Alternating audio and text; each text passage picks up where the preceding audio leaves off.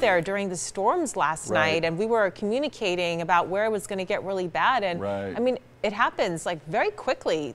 And we heard reports of that same kind of thing, a swift water rescue in a canal this time around, because most of the canals filled up like they should, and that's when you should stay out of them and not play in them, not hang out in them. I'm sure that was an accident, but nevertheless, it's something that you'll want to stay away from.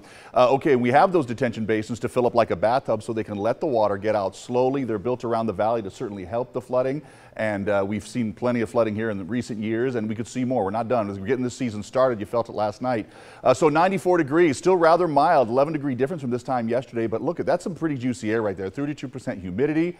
Dew points this morning, if you follow dew points, or I believe even last night, they were up there, 60, even a 75-degree one. I think that's the most we've seen, or the second most we've seen in quite a while. 96 degrees for McCarran Airport right now. So winds staying calm, and they were very strong last night. Remember, to the tune of almost 70 miles per hour, but that air is just so juicy in place. Now, there are thunderstorms off toward the east of us, and yesterday this scenario played out where they actually made their way into the valley.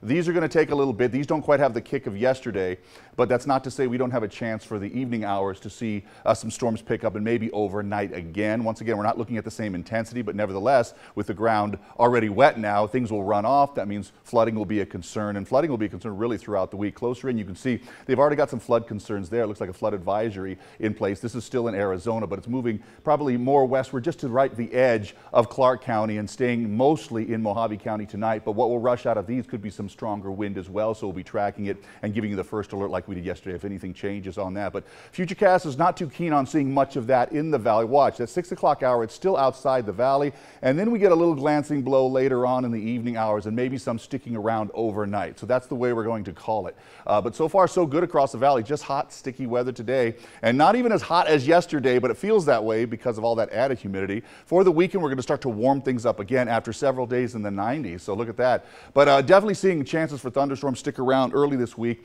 They start to wane. They don't end for the weekend, but they really start to drop off as the temperatures start to increase. A hot kind of weekend coming up, but maybe the air will be dry enough that it won't feel so miserable. All right, back to you. Okay.